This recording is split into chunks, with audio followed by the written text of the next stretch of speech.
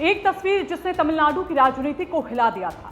एक महिला नेता जिसकी आंखों में आंसू थे, साड़ी फटी हुई थी और चेहरे पर दर्द साफ दिखाई दे रहा था। लेकिन वही दर्द कुछ साल बाद उसकी सबसे बड़ी ताकत बन गया। ये कहानी है तमिलनाडु की आयरन लेडी कही जाने वाली जयललिता की। और करीब 4 दशक बाद एक बार फिर तमिलनाडु की राजनीति में एक महिला का नाम सुर्खियों में है। और इस बार नाम है मशहूर अभिनेत्री तृष्णा कृष्णन का। सवाल यही है कि क्या तमिलनाडु की राजनीति में महिलाओं को बार बार निशाना बनाया जाता है? क्या राजनीतिक लड़ाई में मर्यादा की सारी सीमाएं टूट जाती हैं? और क्या 36 साल बाद भी तस्वीर बदली नहीं है? तमिलनाडु की राजनीति हमेशा से अपनी तीखे तेवर, बड़े नेताओं और जबरदस्त राजनीतिक टकराव के लिए जानी जाती रही। लेकिन इस राजनीति का एक ऐसा चेहरा भी रहा जिसने बार बार देश को सोचने पर मजबूर कर दिया। और वो चेहरा है महिलाओं को राजनीतिक विवादों के केंद्र में खड़ा करने का। साल था 1989, तारीख थी 25 मार्च। तमिलनाडु विधानसभा का बजट सत्र चल रहा था। विधानसभा के अंदर सत्ता पक्ष और विपक्ष के बीच आरोप प्रत्यारोप का दौर जारी था। उस वक्त जयललिता विपक्ष की नेता थी। उन्होंने तत्कालीन मुख्यमंत्री एम करुणानिधि की सरकार पर भ्रष्टाचार के गंभीर आरोप लगाए।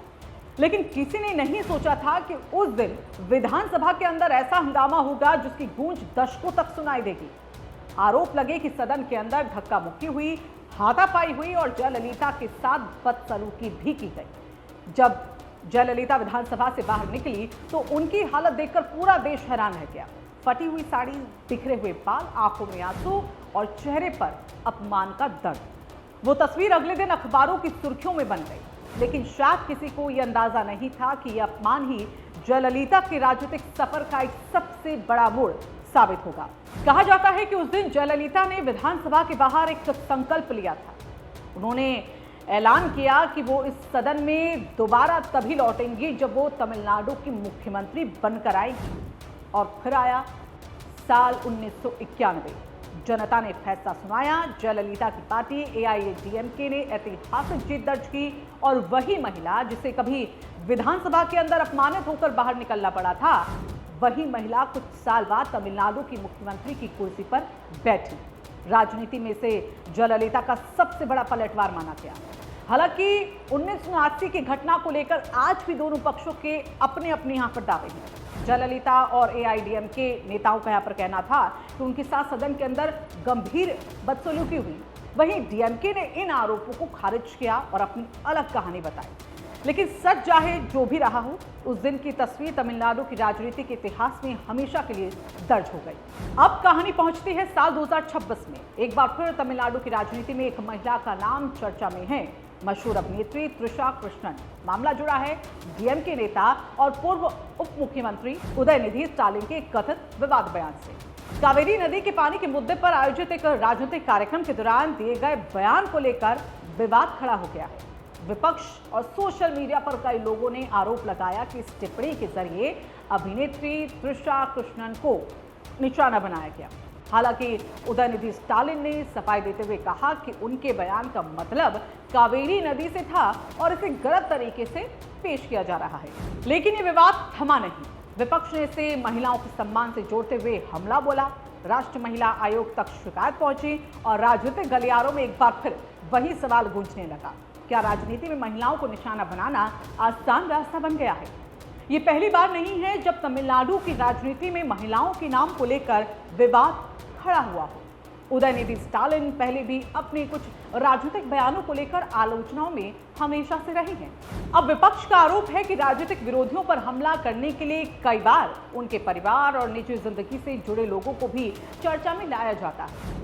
शशिकला से लेकर अन्य राजनीतिक विवादों तक तमिलनाडु की राजनीति में महिलाओं के नाम कई बार राजनीतिक हमलों का हिस्सा बने हैं। लेकिन सवाल सिर्फ किसी एक पार्टी या फिर एक नेता का नहीं है। सवाल उस राजनीतिक संस्कृति का है जहां कई बार मुद्दों की जगह व्यक्तिगत टिप्पणियां हावी हो जाती हैं। अगर जयललिता और तृषा कृष्णन से जुड़े दोनों मामलों को यहाँ पर देखें तो परिस्थितियां अलग हैं।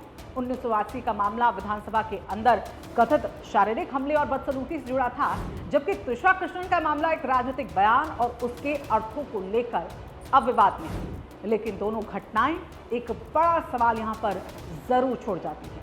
सवाल ये कि क्या महिलाओं को राजनीति में अब भी आसान निशाना समझा जाता है? क्या सत्ता और विपक्ष की लड़ाई में महिलाओं की गरिमा सबसे पहले यहां दांव पर लग जाती है?